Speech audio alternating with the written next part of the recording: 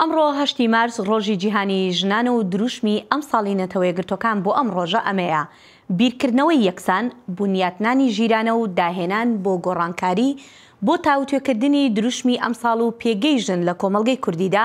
بەرنامەی کورد کۆنێکشنی ئەمڕۆ میواندارێتی خاتووتوبا ئەلیاسی چالاکوانی ژنان دەکات. خاتووتوبا، سوپاس بۆ ئامادەبوونت. با سەرەتا لە دروشمی ئەم ساڵەوە دەست پێ بکەین. بەڕای تۆ مەبەست لەم دروشمە چییە؟ سرەتا ڕێز و سڵاو و دەستخۆشی لە بەرنامەکەتانەکەم و ڕێز و سڵاویشم هەیە بۆ بینەران و بیسەرانی بەرنامەکەتان و هەر لە ڕێگای ئەم بەرنامەیەوە پیرۆزبایی 8 مارس بە هەموو ژنانی دنیا و هەموو ئەو کەسانی کە بڕوایان بە یەکسانی مافی جەندەری هەیە پیرۆزبایان پێ دەڵێم. بۆ مەسلەی ئەو تەوەرانەی کە ڕێکخراوی مافی مرۆڤی نەتەوە یەکگرتوەکان دایانناوە، هەروەک هەمومان ئاگادارین کە ڕێکخراوی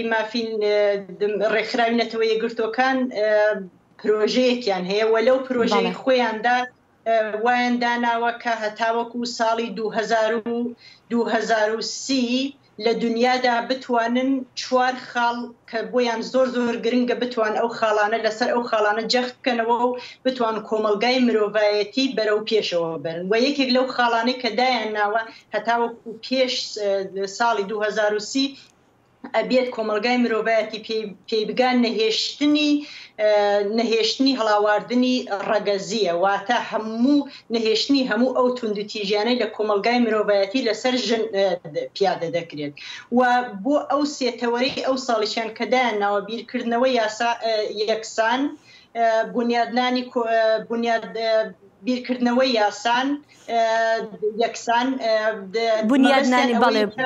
بنیادنانی ژیرانە و هەروەها داهێنان بۆ گۆڕانکاری.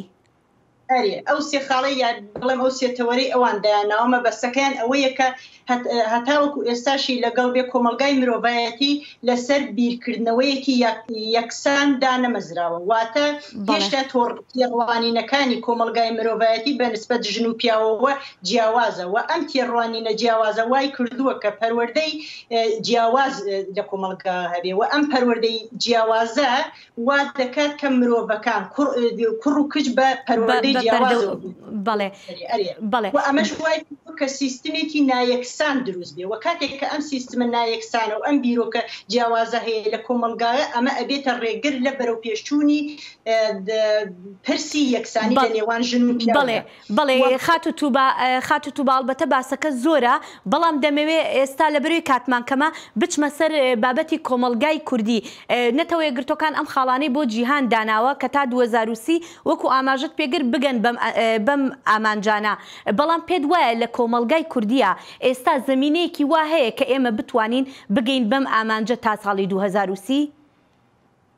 ئەزانی من پێم وایە ئەو شتەی کە دایان ناوە هەتاوەکو ساڵی 2030 ئەبێ کاری زۆری لەسەر بکرێت، چونکە تۆ ئەگەر بتەوێت بنیادی